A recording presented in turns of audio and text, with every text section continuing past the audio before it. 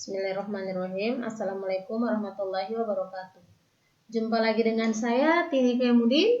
Hari ini kita akan membicarakan tentang konsep mol. Materi ini sangat penting dalam ilmu kimia. Tujuan pembelajaran kita yang pertama, diharapkan kalian dapat menjelaskan seperti apa itu konsep mol. Yang kedua, siswa dapat mengkonversikan jumlah mol dengan jumlah partikel, massa zat, atau volume gas. Pada materi sebelumnya kita sudah tahu bahwa nomor massa pada atom merupakan massa atom relatif atau AR dari unsur tersebut. Yang berikutnya, massa molekul relatif dari senyawa itu dapat diperoleh dari jumlah massa atom relatif tiap unsur penyusun senyawa tersebut. Baik, kita mulai lihat yang pertama tentang konsep mol. Mol dilambangkan dengan N kecil, itu didefinisikan sebagai satuan dari jumlah zat. Maka 1 mol zat itu sama dengan atau mengandung sebanyak 6,022 kali 10 pangkat 23 partikel zat. Partikel zat ini dapat berupa atom atau molekul atau bahkan ion. Jika yang zat ini adalah unsur, berarti partikel yang ada adalah atom. Jika zatnya adalah dalam bentuk senyawa, berarti partikelnya adalah molekul. Nah, 6,022 ini kali 10 pangkat 23 ini dikenal dengan nama bilangan Avogadro atau dilambangkan dengan Na. Mari kita lihat contohnya. Nah, berdasarkan definisi dari mol ini, maka kita bisa melihat bahwa untuk 1 mol karbon itu mengandung sebanyak 6,022 kali 10 pangkat 23 atom C. Karena karbon adalah merupakan unsur, berarti yang dilihat partikelnya tentu adalah atom. Itu untuk 1 mol karbon. Bagaimana dengan kalau yang diketahui adalah 2 mol air? Nah, kalau 2 mol air berarti karena di sini 2 mol, maka ini 6,022 kali 10 pangkat 23 ini kan untuk 1 mol. Kalau begitu, jika yang dicari berapa jumlah partikel dari 2 mol air, maka tinggal dikali 2. 6,022 kali 10 pangkat 23 hasilnya adalah 12,044 kali 10 pangkat 23 molekul H2O. Ingat, karena air merupakan senyawa, maka partikelnya adalah molekul. Nah, bagaimana kalau 0,1 mol besi? Berarti kalau 0,1 mol itu kan 1/10 dari semia. Nah, berarti dalam 0,1 mol besi itu terkandung sebanyak 6,022 kali 10 pangkat 22 atom besi. Karena besi unsur. Ya. Nah, maka dengan kata lain, kita bisa mencari mol zat dengan cara membagi atau membandingkan jumlah partikelnya dibagi dengan tetapan Avogadro atau bilangan Avogadro ini. Nah, jadi ini adalah satu persamaan atau hubungan antara mol dan jumlah partikel. Bahwa jumlah partikel berarti bisa diperoleh dari mol zat ya dikali dengan bilangan Avogadro. Oke, baik. Selanjutnya kita lihat hubungan antara mol dan massa zat. Ada satu istilah yang harus kita pahami betul, yaitu tentang massa molar. Massa molar adalah massa 1 mol zat. Oke, dalam hal ini bisa atom, bisa molekul, di mana zat itu sama dengan massa atom relatif atau AR, itu berlaku untuk atom ya, atau massa molekul relatif atau MR, di mana yang berlaku adalah untuk molekul dengan satuan gram per mol. Jadi untuk massa molar ini satuannya adalah gram per mol. Massa 1 mol zat. Mari kita lihat contohnya.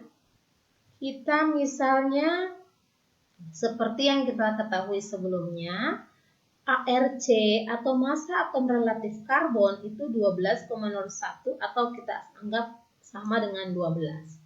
Maka massa 1 mol C, 1 mol atom C itu sama dengan 12 gram. Dengan kata lain, massa molar dari atom C adalah 12 gram per mol. Tuh, ya, ini untuk unsur. Nah, bagaimana kalau senyawa? Misalkan massa molekul relatif dari air adalah 18. Itu berarti massa untuk 1 mol H2O itu adalah 18 gram. Oke. Yang menunjukkan bahwa massa molar H2O adalah 18 gram per mol. Nah, kalau begitu ini untuk massa 1 mol H2O 18 gram. Kalau misalnya untuk 2 mol H2O misalnya di sini 2 mol, berarti di sini adalah 36 gram. Gitu ya, 36 gram untuk 2 mol misalnya. Nah, tapi massa molarnya yang dihitung itu per mol, berarti massa molarnya adalah 18 gram per mol. Dengan demikian, hubungan antara mol dan massa unsur atau massa senyawa berarti sama. Jadi, jika kita ingin melihat hubungan antara mol dan massa zat, dalam hal ini apakah dia unsur atau senyawa, sama. Hanya pembaginya yang berbeda. Karena massa molarnya berbeda, ya. Jadi, jika diketahui massa unsur baru dibagi dengan massa atom relatif akan menghasilkan mol dari unsur tersebut. Ini berlaku untuk yang unsur. Oke. Kalau untuk senyawa berarti mol sama dengan massa zat, dalam hal ini senyawa ya, dibagi dengan MR-nya. Nah, kalau begitu untuk mencari massa zat berarti tinggal mol dikali dengan MR-nya. Ataukah kita mau mencari massa unsur tertentu, berarti mol kita kali dengan AR-nya. Seperti itu. Mari kita lihat contoh soalnya. Berapa jumlah atom yang terkandung dalam 5 mol besi? Kalau bilang jumlah atom berarti ini adalah jumlah partikel. Oke. Nah, maka kita menggunakan persamaan yang pertama. Mol Fe sama dengan jumlah partikel dibagi dengan tetapan atau bilangan Avogadro. Jumlah partikel ini yang dimaksud adalah jumlah atom Fe ya. Nah, maka jumlah atom Fe sama dengan mol ini kali tetapan Avogadro atau bilangan Avogadronya. Nah, diketahui di dalam contoh soal kan 5 mol. Tinggal dimasukkan saja 5 mol dikali dengan bilangan Avogadro-nya menghasilkan 3,11 kali 10 pangkat 24 atom besi. Ini atom besi ya harusnya ya. Atom besi. Oke. Soal yang kedua. Berapa mol H2O yang terkandung dalam 36 gram H2O jika diketahui ARH ini ya, ARH sama dengan 1 dan O sama dengan 16.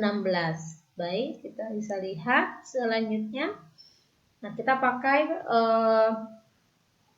hubungan persamaan yang kedua, yaitu mol adalah massa dari H2O dibagi dengan MR-nya. Massa H2O diketahui di soal adalah 3,6 gram. Kita tulis 3,6 gram. Massa molekul relatif adalah jumlah dari semua massa atom relatif penyusunnya. Nah, ini 2 kali 1 tambah 1 kali 16. Satuannya gram per mol, jangan lupa. Hasilnya adalah 18 gram per mol untuk massa molar. 3,6 gram dibagi dengan 18 gram. Hasilnya adalah 0,2 mol. Ini bukan gram, tapi ini adalah mol. Oke. Baik, selanjutnya kita lihat hubungan antara mol dan jumlah volume gas. Baik. Menurut Avogadro, pada suhu dan tekanan yang sama, gas-gas yang volumenya sama itu mengandung jumlah mol yang sama. Nah, maka hubungan antara mol dan volume gas itu dapat dirumuskan dalam persamaan gas ideal, yaitu PV sama dengan nRT. Di mana ini ada keterangannya, ada jumlah mol dan ada volume gas. Berdasarkan hasil percobaan, ketika diukur pada keadaan standar, yang dimaksud dengan keadaan standar atau STP adalah pada 0 derajat Celcius dengan tekanan 1 atmosfer itu dan molnya adalah 1 mol, diperoleh volumenya adalah 22,4 liter. Dari mana ini? Dari rumus yang ini. Tinggal dimasukkan saja semua nilainya, ini semua nilai. Maka diperoleh volume 22,4 liter untuk setiap mol. Sehingga bisa dikatakan bahwa untuk menentukan mol, jika pada keadaan standar ini, maka kita bisa dapat dari volume gas, satuannya liter, dibagi dengan 22,4 liter per mol. Seperti itu ya. Jadi untuk volume gas-gas tertentu pada keadaan standar pakai langsung 22,4 liter dengan menggunakan rumus ini. Tetapi kalau keadaannya bukan keadaan standar, pakai rumus PV sama dengan nRT. Maka dengan kata lain kita bisa melihat hubungan antara mol dengan jumlah partikel, volume gas, dan massa zat itu tergantung dari masing-masing konversinya. Jadi mol ke jumlah partikel pakai bilangan Avogadro, mol ke volume gas menggunakan 22,4 liter pada keadaan standar, kemudian mol ke massa zat atau sebaliknya menggunakan massa atom relatif atau massa molekul relatif. Nah, untuk silahkan disimak latihan soalnya ini. Ada 2 nomor ya. Nanti Silahkan dikerjakan ya. Untuk hari ini sudah